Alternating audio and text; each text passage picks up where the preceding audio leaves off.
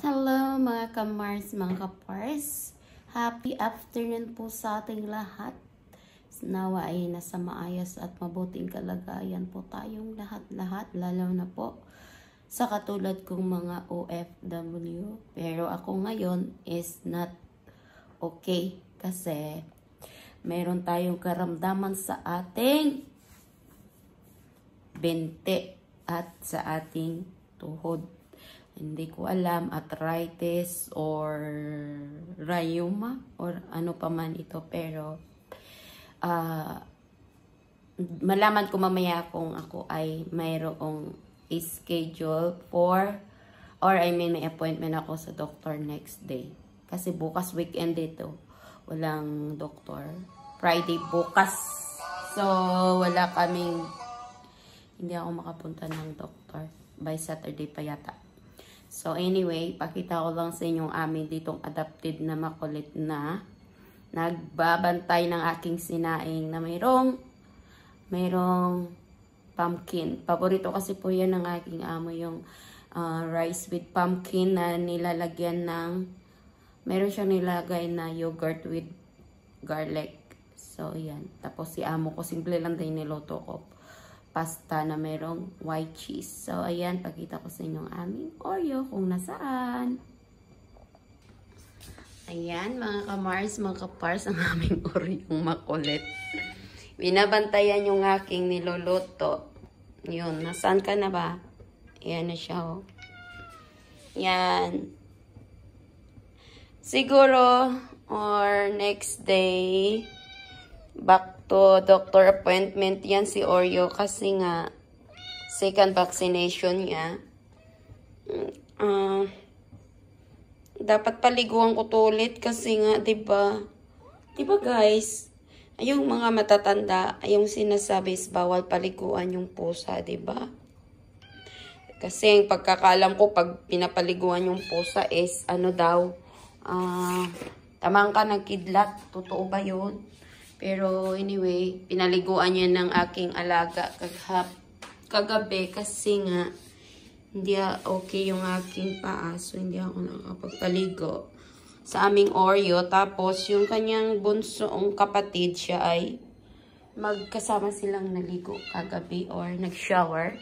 At ako ay, sabi niya amo, magpahinga ng 2 days. Pero bala ko talaga bukas lumabas dahil yung bukas na araw is a very special day para sa akin.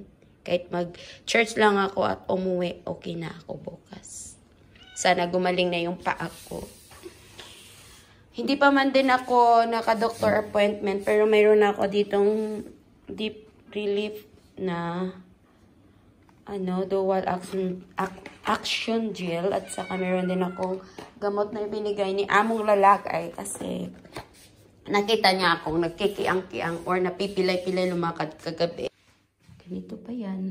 Hindi ka pwede makbang ng ganyan. Ganyan ka muna. Yan. Para hindi ma-force yung muscle. Magiging worse.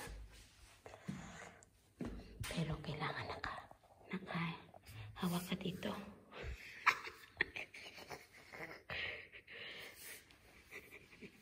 Ayan.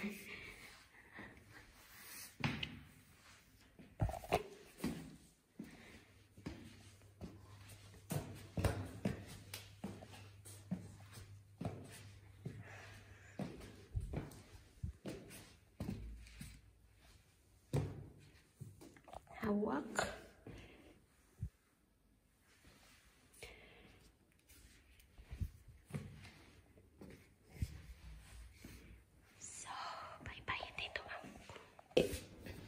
Kaya sabi niya, i-appointment niya ako ng doktor.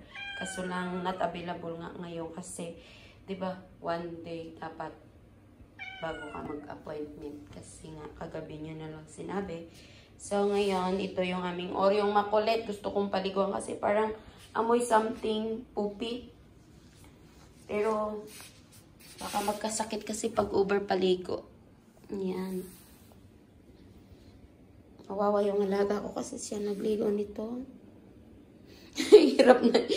Kung alam nyo lang mga Mars, mga kapars, hirap na hirap yung aking alaga magpaligo ng kanyang pusa. Yes, ilang beses daw siya ay nilagyan ng poop ng kanyang alaga. Ay nako, ito kasing Oreo naming makulit eh. Once pinakain siya ng hindi cat food, na diarrhea siya, kaya habang pinaliguan ni panganay, ilang beses nga nilagyan ng poopy si panganay. So, yan ang aming Parang malaki ding kahit yung makulit siya, pero parang kahit makulit nga yung pusa, marunong naman siya kung saan siya pwedeng umihi, doon lang siya. Kung saan siya pwede magdumi, doon lang din siya. Tapos, meron na siya, kumpleto na siya sa gamit. And then, pagbukas yung mga door namin, nandun na siya sa taas. Doon sa kwarto ng panganay, nakahiga sa bed. Hanap ako ng hanap sa kanya, doon ko siya natagpuan sa bedroom ni panganay. Nahiga. And then, ewan ko ba to? Paano to? Marunong na. Kinakarga nga ito ni Amo, pinapatulog sa kanyang lap. Nalagaan dito ni Amo. Kaya lab na namin ito yung pusa, kaso lang si Among lalaki. Pag naamoy na nagkalat ng dumi ito, kasi nga na diarrhea kagabi habang pinaliguan ni panganay. Nabutan ni Amo medyo naamoy ang bahay dito. Kaya parang nagbubulong-bulungan. Hindi lang kasi ako makapaglakad ng malakas or mabilis, kasi nga yung aking karamdaman sa aking paa. Yun. Pero, napamahal na ito sa aking amo na babae, sa aking panganay, sa aking mga alaga. Napamahal na ito, pati sa mga pininsan. Ang bait naman ito. Gusto lang lagi kasi mga Mars. Gusto niya laging kinakarga, laging nagpapapansin. Hindi naman po pwede. At saka yung hair niya, hindi naman nalalagas kung san-san lang kasi, mayroon siyang shampoo at brush. Okay. You sleep. Okay, kita mo yan. Lalapit na naman sa akin yan. Okay. Gusto niya kasi magkarga. So, yan ang aming puppy na napamahal na dito sa amin sa bahay. Alagaan natin kasi tulad din yan ng baby na dumapo lang dito yan sa loob ng bahay. Ayan naman ang dapat nating gawin. I-adapt na lang natin yung magandang ginagawa natin kahit hindi natin talagang binili ito na pusa. Hindi man natin, wala man siyang breed or lang siya, pusang gala siya. Pero kusa namin siyang kinupkup dito sa bahay. Kaya alagaan talaga namin siya at mahalin. Kasi parang baby lang din yan. Halimbawa, mayroong baby sa bahay nyo na dumating. Mahalin lang din natin sila kasi nangangailangan din sila ng aruga, pagmamahal, at kailangan lang din natin talagang ganun. Huwag tayong magiging masama kahit mapapahayop man yan or mapatao.